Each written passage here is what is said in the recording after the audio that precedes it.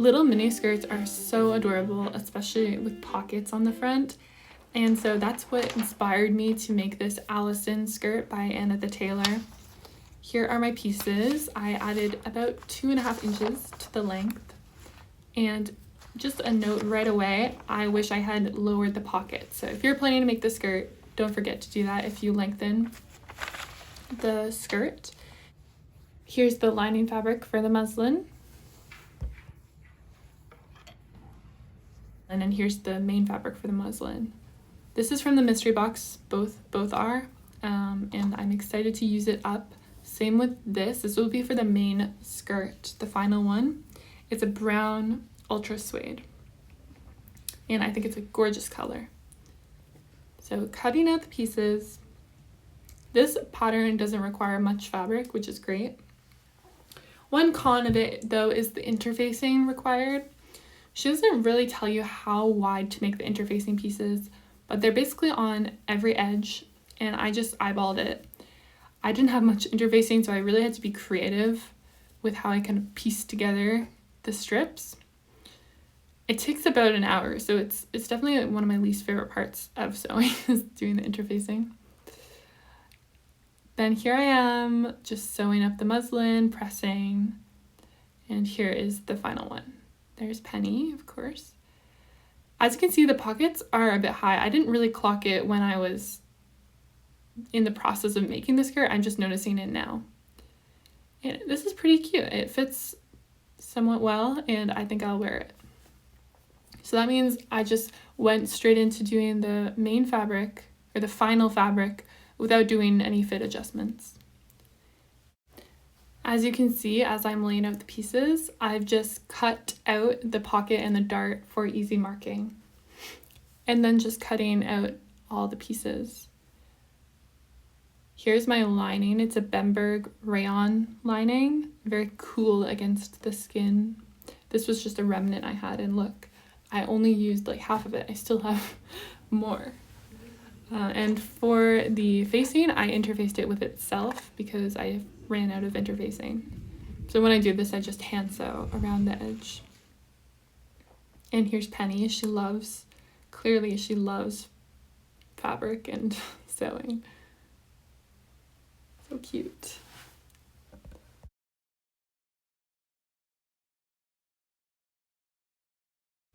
Okay, back to sewing.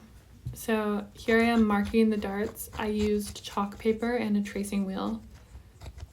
And actually this is how I ended up cutting that piece out, because when you use the tracing wheel, the shape just pops out. And then I marked it with the Choco liner from Clover, and this was actually more effective and quicker than using the tracing wheel. So I would recommend it. So here are all my pieces, interfaced and everything. You can see kind of how I did it. I did do the chalk marks on the wrong side, even for the pockets, because I'm so wary of chalk not always washing out. And so you always just want to try and do it on the wrong side if you can. I bought a Teflon presser foot, and the Teflon foot does glide better across the fabric, but I didn't notice a huge difference. I don't think it's super necessary for sewing with ultra suede, but you know, maybe you'll have a different experience. I messed up my darts. You can see they're not even at all, so I had to unpick one and redo them. Once that was done, then I could sew the center back seam below that notch there. Just a suggestion, if you are lengthening the skirt, I would also move that notch down as much as you lengthen it. It will make it easier to step into the skirt. I have my iron on the wool setting, and I'm using my silk organza press cloth. And I had no issues with pressing suede. I was kind of worried about that, but it presses fine. This is actually a pretty cool material. I would work with it again. Press that seam allowance open. And then we're going to attach the front to the back at the side seams. And now it's time to make the pockets. So they have a lining. You just sew them at the top edge together, and then you understitch there. and then you put them right sides together and sew along the edges, leaving a little hole so you can turn it right side out. I make sure to backstitch at where the stitching breaks and where it restarts again. And these curves are always difficult. If I were doing it again, I would probably actually draw the curve, the stitching line onto the pocket so I can just follow that.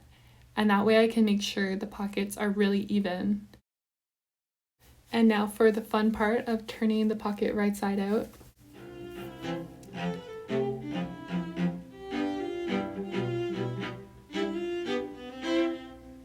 I used one of these wooden point turners to get those corners.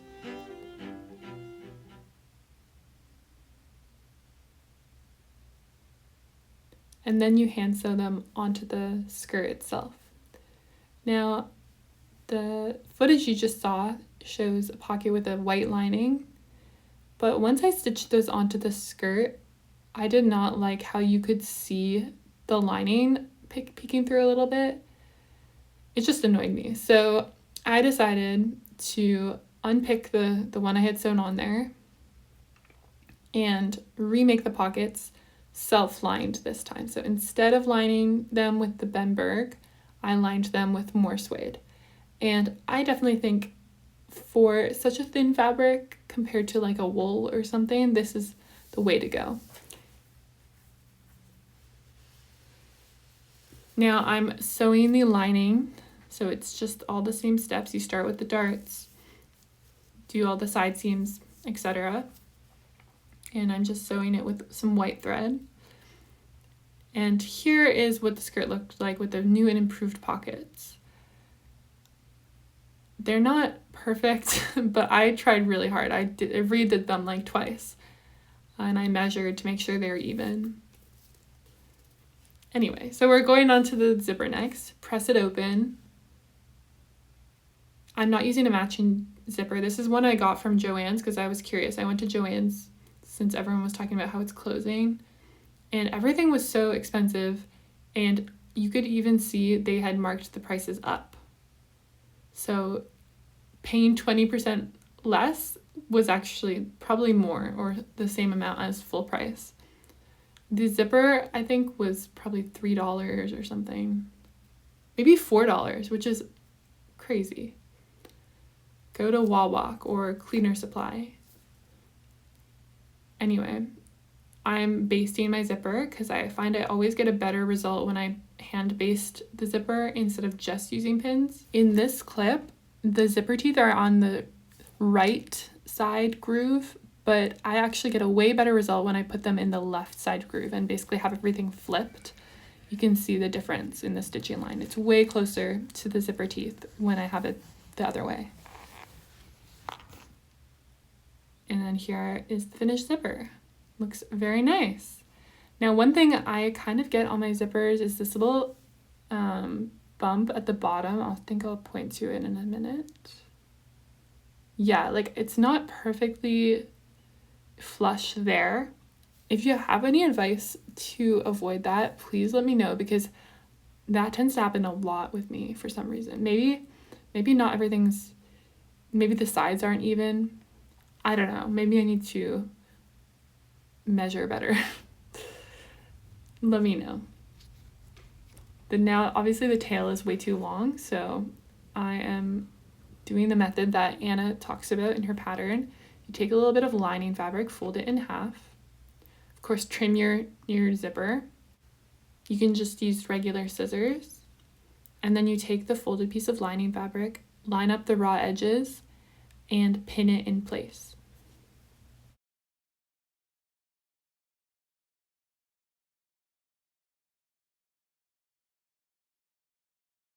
And then you stitch across the bottom.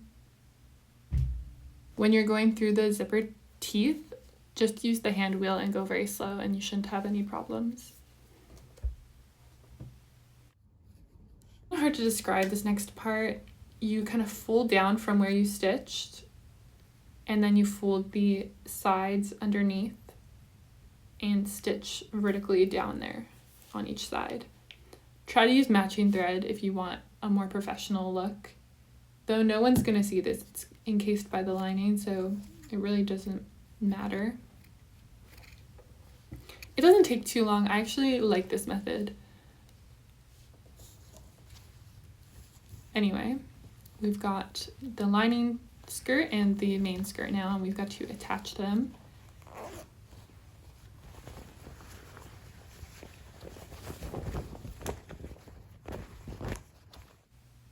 So folding the zipper out, I'm pinning the facing portion of the skirt to the zipper. So it should be pretty intuitive, I find. And then you stitch. I just use a normal zipper foot. I've talked about this. Sometimes if I use an invisible zipper foot for this part, my zipper doesn't do up again. Next, fold it. She says directly on the zipper teeth, so I assume this is what she means. I'm just folding it like there. So part of it is folded in when you attach the top edge, and you're gonna sew over that. This is what I did, and it worked for me. I don't know what would happen if you didn't fold it over. Maybe someone let me know. I had a few actually I had a lot of little pleats, but they were all on the facing side, so I didn't really see any point in undoing them because you can't see them. And then I'm just trimming those corners. Make sure you do it on an angle. And I understitched as well, as far as I could go. You can see some of those tucks, but again, they're not visible from the right side.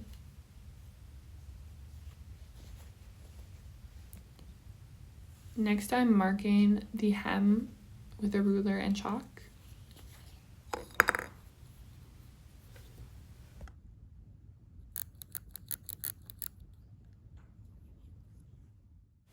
And this just makes sure your pressing is super even, and it means you don't really have to use a ruler when you're pressing.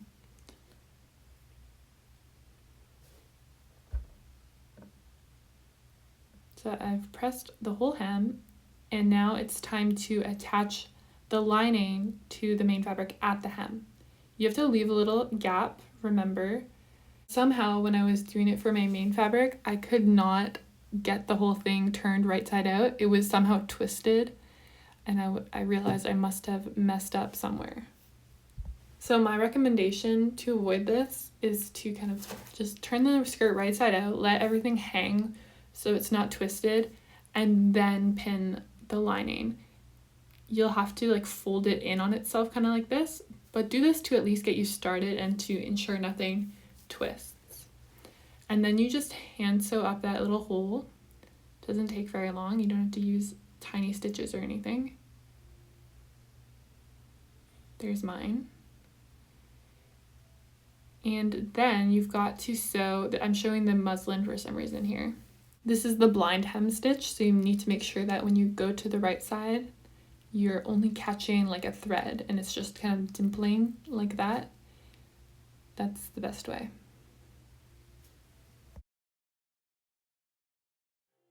Now the cost breakdown for this skirt is very low. It's basically just the price of the pattern and then the zipper, which I got from Joann's at not a very good deal.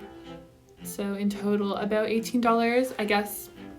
Since I made 2 skirts and each zipper was $3, you can do the math on how much that was.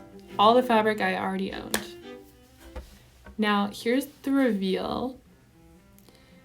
Here's a clip inside of when I had freshly ironed it.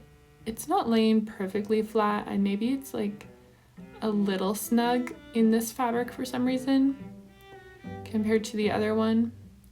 And this is it very wrinkled after I had just eaten a meal. We went out for brunch, so I'm sorry it's a bit wrinkled, but I really wanted to give you a glimpse of it in natural light.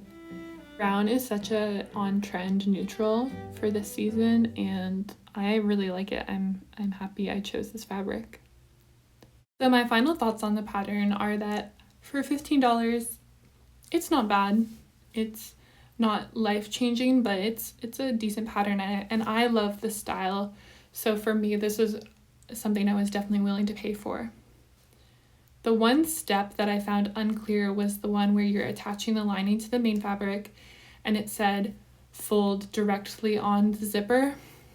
The picture and the video tutorial, both of them weren't very clear about what that meant, so I kind of just guessed and it worked out, but watch out for that step. Also add that my pockets in the suede skirt don't look super couture, I would say.